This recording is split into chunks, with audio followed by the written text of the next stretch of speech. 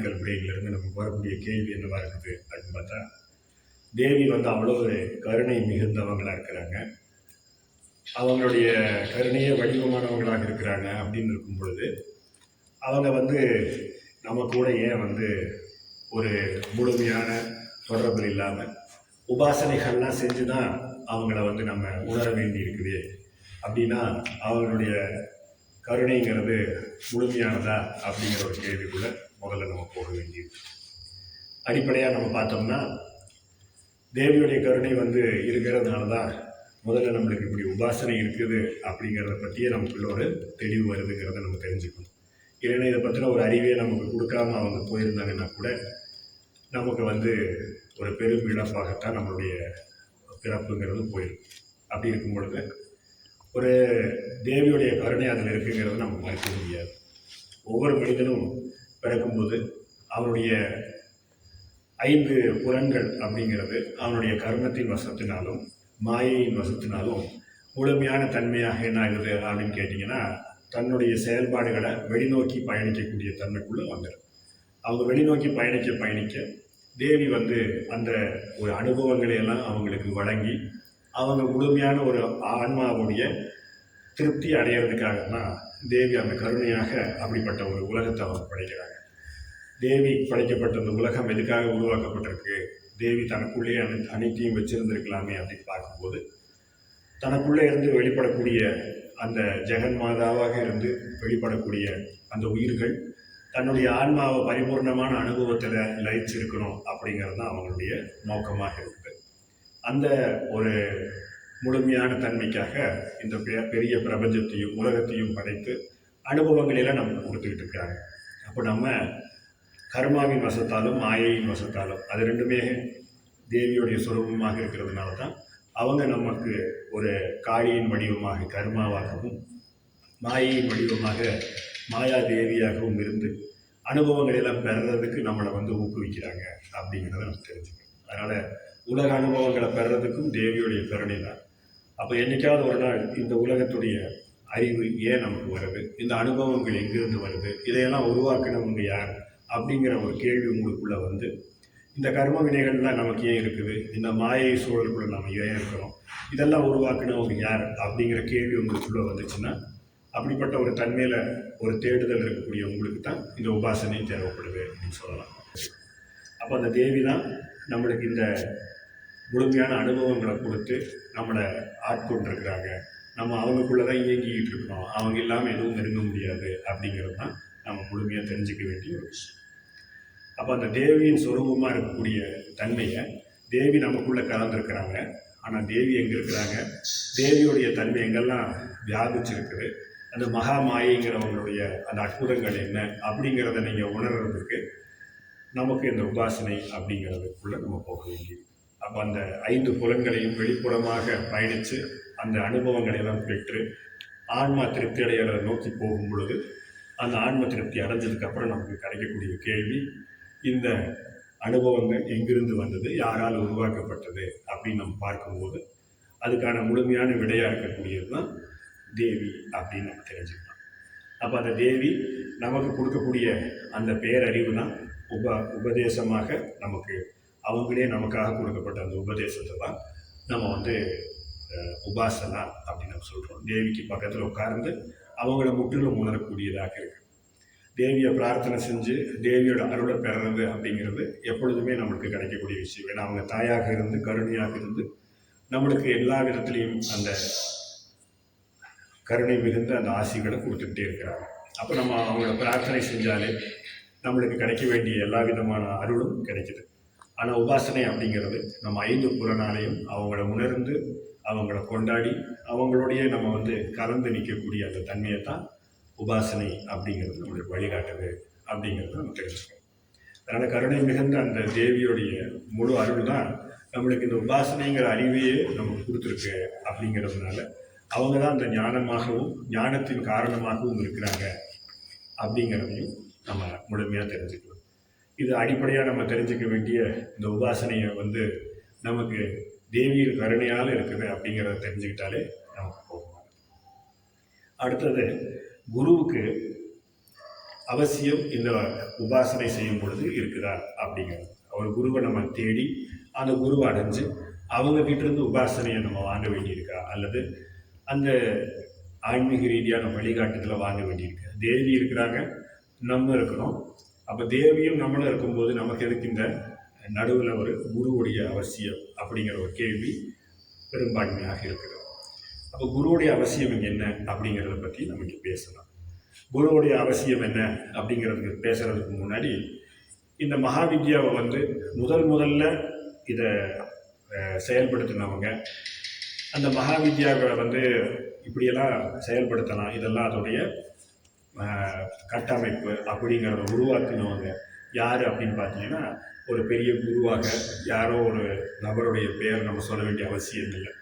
இந்த மகாவித்யாவை செஞ்சு அதை முழுமையாக உணர்ந்து நமக்கு கொடுத்தவங்களே தேவி தான் அப்படிங்கிறத நம்ம தெரிஞ்சுக்கணும். அப்போ தேவி தான் முழுமையான அந்த நிலையில் நமக்கு என்ன செய்யணுங்கிறத அவங்களே மனித உருவத்தை எடுத்து அந்த மனித உருவத்தில் பூலோகத்தில் இருந்து அதை முழுமையாக பயிற்சி செஞ்சு இறைநிலையை அடையிறாங்கிறது புராண ரீதியாக நம்ம நிறைய பார்க்க முடியும். அப்போ தேவி தன்னை ஒரு இயல்பான மனித வடிவத்தில் படைச்சு மனிதர்களுக்கு என்னென்ன மாதிரியான செயல்பாடுகள் செஞ்சால், இந்த உபாசனைகளை செஞ்சால் உயர்நிலை அடைய முடியும் அப்படிங்கிறத புரிஞ்சுக்கிறதுக்கான ஒரு வழிமுறைகளை நமக்கு அவங்களே உணர்ந்து நமக்கு கற்றுக் கொடுத்துருக்காங்க. அதனால் மகாவித்யாவுடைய முதல் குரு யார் அப்படின்னு கேட்டால் தேவியை தான் சொல்லலாம். இப்போ அந்த தேவி தான் நம்மளுக்கு குரு ஸ்வரூபமாக இருந்து இந்த மகாவித்யாவை உபதேசிக்கிறாங்க அப்படிங்கிறத நம்ம தெரிஞ்சுக்கலாம். அது வேற ஒரு குருவாக யாரும் தேவியை பற்றி உபாசனையை பற்றி சொல்லியோ அவங்களை எப்படி சாதனா செய்யணுங்கிறத பற்றியோ சொல்கிறதுக்கு இந்த உலகத்தில் யாரும் இல்லைன்னு சொல்லலாம். அதனால் தேவி தான் தேவியை குரு ஸ்வரூபமாக இருந்து நமக்கு அந்த வழிகாட்டுதலை செய்கிறாங்க அப்படிங்கிறத நம்ம தெரிஞ்சுக்கணும். அதனால் முதல் குருவாக மட்டும் இல்லாமல் எல்லா குருவின் சாரமாகவும் இருக்கக்கூடியவங்க அந்த மகாவித்யா தான் அப்படிங்கிறத தெரிஞ்சுக்கலாம். இப்போ தேவியை தன்னை மனித உருவத்தில் எடுத்து அவங்க திருவண்ணாமலையில் கௌதம மகரிஷியுடைய ஆசிரமத்தில் இருந்து அவங்க மகாவித்யாவை அனுசரிக்கிறாங்க. அப்போ கௌதம ரிஷி அவங்களோட ஒரு குருவாக இருந்து செயல்படுறாங்க. தேவியை தன்னை ஒரு குருவாக படைச்சிருக்கலாம். அப்படி இல்லாமல் ஒரு மனித நிலையில் மாயையையும் அதே நேரத்தில் கர்மங்களையும் இணைஞ்ச ஒரு மனித வடிவத்தை எடுத்தால் யார் மூலமாக அதிலிருந்து முழுமையாக மேம்பாடு அடைய முடியும் அப்படிங்கிறத உணர்ந்து பார்க்கறதுக்கு தானே ஒரு முழு அனுபவமாக தானே தன்னை மாயையின் வடிவமாக ஆக்கி கௌதம ரிஷியின் வழிகாட்டுதல் மூலமாக அவங்க மேம்பாடு அடைகிறாங்க. அதே மாதிரி ஹிமாலயாஸில் இமய பர்வதத்தில் இமய வடிவமானவள் அப்படின்னு அவங்களவே சொல்லிக்கிட்டாலும் கூட, பர்வத வர்த்தினி அப்படின்னு அவங்க சொல்லிக்கிட்டாலும் கூட, அங்கே ஒரு மனித வடிவத்தில் அவங்க எடுத்து அங்கே பிருகு மகரிஷி அப்படின்னு சொல்லக்கூடிய மகரிஷியோடைய வழிகாட்டுதலோட தன்னுடைய முழுமையான உபாசனைகளை செஞ்சு அவங்க உயர்நிலையை அடைஞ்சு அதுக்கான வழிமுறைகளை நமக்கு கற்றுக் கொடுக்குறாங்க. அப்போ ஒவ்வொரு காலகட்டத்திலையும் தேவி தான் அந்த மனித வடிவத்தை எடுத்து உபாசனையை செய்கிறாங்க அப்படிங்கிறதையே நம்ம தெரிஞ்சுக்கலாம். அப்போ நீங்கள் உபாசனை செய்கிறீங்கன்னா நீங்கள் ரொம்ப தேவியை அடையிறதுக்கான உபாசனை செய்கிறீங்கிறத காட்டிலும் நீங்கள் யோசித்து பார்க்க வேண்டிய விஷயம் என்ன அப்படின்னு கேட்டால், நீங்கள் கூட அந்த தேவியின் சொரூபமாக இருக்கலாம் அப்படிங்கிறத நீங்கள் ஒரு க்ஷணம் யோசித்து பார்க்கணும். உங்களுடைய மாயினாலேயும் கர்மத்தின் வலையினாலேயும் நாம் தேவிதாங்கிறத மறந்திருந்து எப்படி அவங்க கௌதம ரிஷியோடைய ஆசிரமத்தில் இருந்தாங்களோ அதுபோல் ஒரு தன்மையில் கூட உங்களுடைய வாழ்க்கை அமைக்கப்பட்டிருக்கலாம். எப்போ நீங்கள் உபாசனையை உணர்ந்து அந்த வழிகாட்டுதலை தெரிஞ்சதுக்கப்புறம் நீங்கள் அந்த தேவியுடைய தரிசனத்தை பெறும் பொழுது அது நீங்களாகவே கூட இருக்கிறதுக்கு சாத்தியம் இருக்குது அப்படிங்கிறத தான் தெரிஞ்சுக்கணும். இந்த மகாவித்யாவுடைய பாதையில் இந்த தேவியுடைய வழிகாட்டுதலே ஒரு குருமுகமாகத்தான் இருந்திருக்குது அப்படிங்கிறத நம்ம தெரிஞ்சுக்கணும். அப்படி இருக்கும் பொழுது நம்மளுடைய 5 புலன்களும் எல்லா மனிதர்களுக்கும் ஒரே போல் செயல்பட்டு வெளிமுகமாக ஒரே அளவுக்கு பறந்து விரிந்து கடந்ததுன்னா அவங்களுக்கு ஒரே போல் இருக்கக்கூடிய வடிவமாக இருக்கிறதுனால ஒரே ஒரு செயல்முறைகளை சொல்லி எல்லாரும் இதை பயன்படுத்துங்க, உபாசனைக்குள்ளே நீங்கள் தயாராகுவீங்கன்னு நம்ம சொல்லலாம். ஒவ்வொருத்தருடைய கர்ம வினைகளும் அவங்களுடைய மாயையுடைய விரிவாக்கமும் வெவ்வேறு நிலைகள் இருக்கிறதுனால இந்த குருவுடைய அவசியம் ரொம்ப முக்கியமானதாக இருக்குது. அதனால தான் மகாவித்யாவுடைய வழிகாட்டுதலில் எல்லாத்துக்கும் ஒரே போல் வழிகாட்டுதல் செய்ய முடியாத ஒரு சூழல் வர்றதுக்கு காரணம் தேவியும் 10 வடிவமாக இருக்கிறாங்க, நம்மளும் 10 வடிவமாக விரிவடைஞ்சு போய்கிட்டே இருக்கிறோம். பல்லாயிரக்கணக்கான மடங்குகளாக நம்ம வந்து மாயைக்குள்ளே இருக்கிறோம். அது எல்லாத்துக்கும் ஒரே போல் இருக்கிற சாத்தியம் இல்லை. ஒவ்வொரு தனி மனிதனும் வெவ்வேறு வகையாக வடிவமைக்கப்பட்டிருக்கிறான். அப்போ அந்த வடிவமைக்கப்பட்ட அந்த தன்னை மேம்படுத்துறதுக்கு அந்த குருவுடைய வழிகாட்டுதல் இருந்தால் தான் இவங்க எவ்வளவு தூரம் அந்த உபாசனைகளை செய்யணும், எவ்வளவு ஆழமாக செய்யணும், எவ்வளவு முழுமையாக செய்யணும் அப்படிங்கிற வழிகாட்டுதல் அந்த குருவின் மூலமாக கிடைக்கும் பொழுது அவங்க எல்லாத்துக்கும் ஒரு தனித்தனியான வழிகாட்டுதலோடு செயல்படக்கூடிய தன்மை வரும் பொழுது தான் இந்த மகாவித்யாவுடைய பூர்ணத்துவத்தை அவங்க அடையிறாங்க அப்படிங்கிறத நம்ம பார்க்க முடியும். அப்போ அந்த குருங்கிறதோடைய அவசியம் என்னென்னா, நம்மளுடைய ஆழத்தையும் நம்மளுடைய விசாரத்தையும் தெரிஞ்சுக்கிட்டு நம்ம எவ்வளோ தூரம் இருக்கிறோங்கிறத புரிஞ்சு அவங்க வந்து நம்மளுக்கு வழிகாட்டி உபாசனைக்குள்ள முழுமையாக நம்மளை சேர்க்கிற வேலையை அந்த குரு செய்கிறாரு. குரு தன்னை முழுமையாக உணர்ந்து அந்த உபாசனைக்குள்ள செயல்பட்டுக்கிட்டதுனால அவருக்கு அதோடைய நீள அகலங்கள் தெரிஞ்சு அவர் நமக்கு வழிகாட்டுதலை செய்யறதுக்குண்டான வாய்ப்புகள் இருக்குது அப்படிங்கிறத தெரிஞ்சுக்கணும். அப்போ மாயையும் கர்மாவையும் உணர்ந்து அதிலிருந்து மாறுபட்டு நம்மளை முழுமையாக உள்நோக்கி செலுத்துறதுக்கு, உள்நோக்கி திருப்புறதுக்கான கருவியாக குரு அங்கே இருக்கிறாங்க.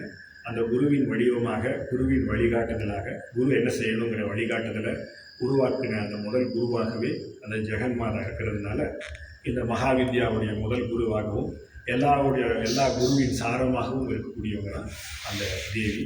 அவங்களுடைய வழிகாட்டுதலால் தான் இந்த உபாசனையை நம்ம செய்கிறோம் அப்படிங்கிறதையும் நம்ம தெரிஞ்சுக்கலாம். அதனால் அடிப்படையாக இந்த உபாசனை அப்படிங்கிறது நம்மளுடைய ஒரு முழுமையான தோற்றத்தை உணர்றதுக்கான ஒரு வித்தியையாக இருக்கிறது. எந்த ஒரு வித்தியைக்கும் குருவின் அவசியம் இருக்குதுன்னு சொல்லி நம்ம கேள்விப்பட்டிருக்கோம். அப்படி இருக்கும்போது அடிப்படையான எந்த ஒரு அறிவுக்குமே குருவின் அவசியம் இருக்கும் பொழுது இது மகா அறிவுன்னு சொல்லக்கூடிய மகாவித்யா அப்படிங்கிறதுனால இதுக்கு கண்டிப்பாக ஒரு முக்கியத்துவம் வாய்ந்த குருவின் வழிகாட்டுதல் அல்லது மகா குருவின் வழிகாட்டுதல் மிக அவசியம் அப்படிங்கிறத நம்ம இதன் மூலமாக கண்டிப்பாக தெரிஞ்சுக்கணும்.